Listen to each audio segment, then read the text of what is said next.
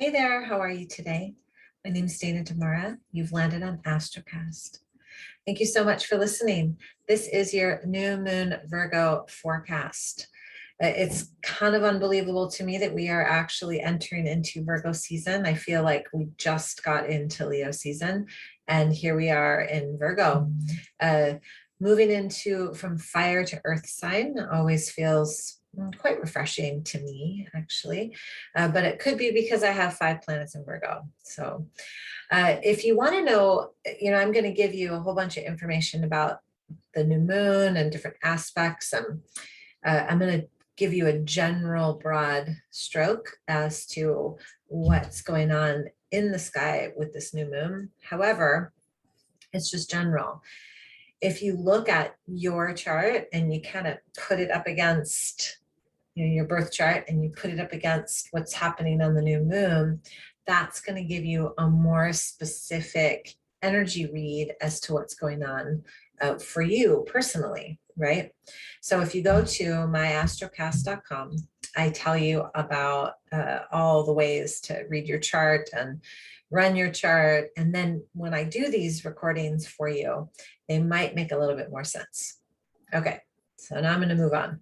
A little public service announcement for you. All right, Virgo new moon, August 27th at 1:17 a.m. Pacific Standard Time. Virgo is an earth sign, okay? And Virgo is all about healing.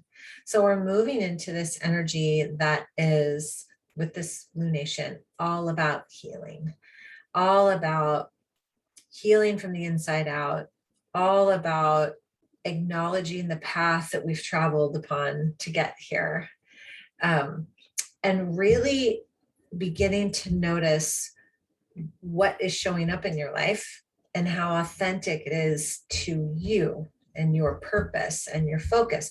Because here's the reality, right?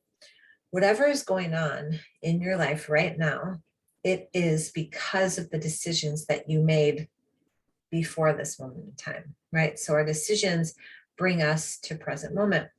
So the question then becomes, have I been focusing on healing? Have I been focusing on things that bring me joy? Have I been focusing on things that bring me to a higher understanding of who I am and why I'm here? Now, I know that sounds like big questions, right? But it's really simple. Do you feel expanded or do you feel contracted? And that'll tell you if you're on the path that is meant for you. Now, I will say this. When we feel contracted, and I say this because we're moving into new moon Virgo, when you feel contracted, it doesn't mean, even though our society would tell us so, that we've run away from those feelings. We actually acknowledge them and ask yourself, why am I feeling this way? What is going on in my particular surroundings that is creating this sense of contraction? That's the Virgo new moon. Asking ourselves, where am I? How am I feeling? What's showing up in my life? And is it in alignment with who I am and what I really love? So I'm going to show you the chart. Here we go. New moon Virgo. So we have a lot of kind of crazy aspects that I want to go over with you. So first of all, here's the new moon at 4 degrees Virgo. You have the sun and the moon at 4 degrees. It's making an exact square with Mars. And I'm going to talk about that. It's not comfortable. Mars is kind of like a little bit of a bully.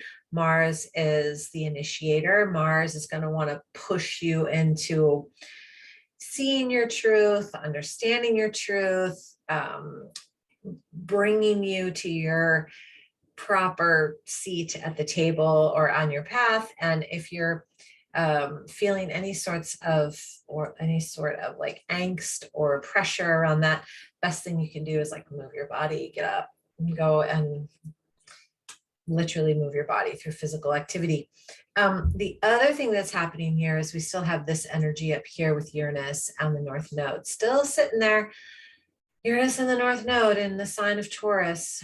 Uranus is all about breakthroughs, break up, break down, higher mind thinking, unexpected change, unexpected direction.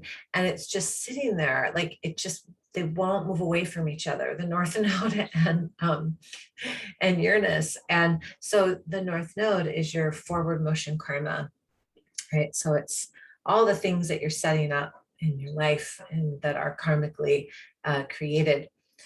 And then we've also got over here, here's Mercury. Remember I said Mercury is a little feisty this season. Mercury is right across from Neptune. It was directly across toward the beginning of the week, but by the time the new moon comes, they're within, 6-7 degrees, something like that. Also, Mercury is lower mind. Mercury wants us to look at our day-to-day, right?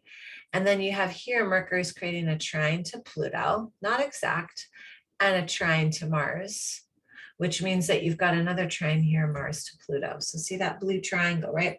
So it's not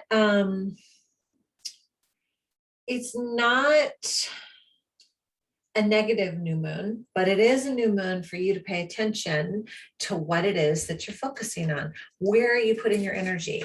Where are you putting your energy? And because it's an earth sign, it's really asking you to ground that energy, really asking you to remember, like, oh, that thing I set out to do however many moons ago, it's time, right? And you can use this energy of the new moon to just bring you back down to earth. Sometimes when we, especially in summer months here in the northern hemisphere, at least where I live, we can get kind of off track because there's all these things to do outside and be here and be there. And then, we forget, oh, that wasn't really what resonated with me in the first place. I just said yes because it sounded good. So being really mindful about what intentions you're setting, and are you following through with them? This whole thing with Mercury trine Pluto and Mercury opposite Neptune is really a big deal. It's also Mercury is also trining Mars, and then Mars is squaring this new moon. So it's a little uncomfortable, it's Mars doesn't want you to stay comfortable. Mars wants to push you past what you're afraid of. Mars wants to push you into a place of where you feel a little bit of that heat, a little bit of that. Is this really your truth? Or, is this really what you want to do? Is this the path that you wanted to take? Right. And so when the sun and the moon are square to Mars, it's really, there's two ways to look at it. Always, probably more than two, but we'll just go with two. You can really support yourself in abstaining from any kind of negative energy during this time. And I say that in such a loving way, because we all have these things that trigger us, and I'm not telling you to bypass a conversation or a situation that could support you in healing. You'll know the difference. If something comes up for you during this time, and it's, say, like a repetitive thing, right, with a person or just something even outside of your control, you have the opportunity to look at this and say, is this contributing to my healing if I kind of work with this energy right now? Or is this just some negative loop karmically that I just don't want to be a part of anymore? And you'll know the difference. Just say no to the things that are not in alignment with who you are, and look at the things that are supporting your overcoming your fears, right? Helping you move through some of your samskaras, your lessons in life, and really bringing you to a place of embodying your truth. You really, and I point at my heart when I say that purposefully, really bringing you to a place of like, this is authentic for me. This feels authentic for me. And what happens in those moments in time is when you commit to that sense of deep authenticity and grounding into the earth, and, using this Mars energy to really kind of move through things that frustrate you or that you're afraid of or that you just really need to move through, what it does is it elevates your awareness.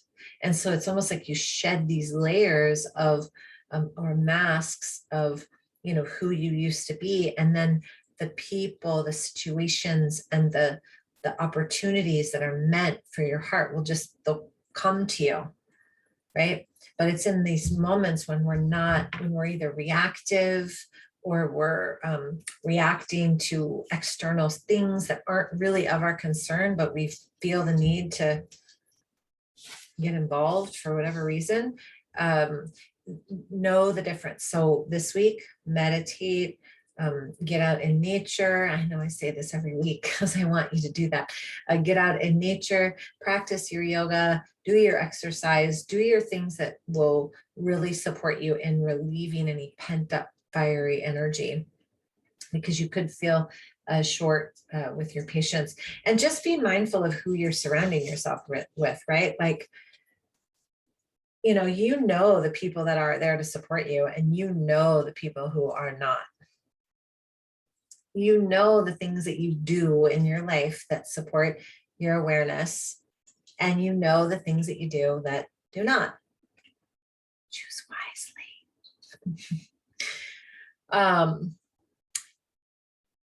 Okay, yes. So when we work productively with Mars, it can give us this sense of like confidence to push through a fear or push through, it's masculine, it's the sacred masculine, that's Mars, right?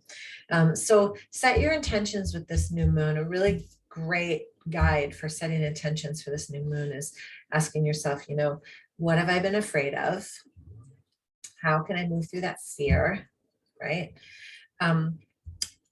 Where is my energy? Where am I putting my energy? Is it supporting my wholeness, my authenticity, my soul's passion, right?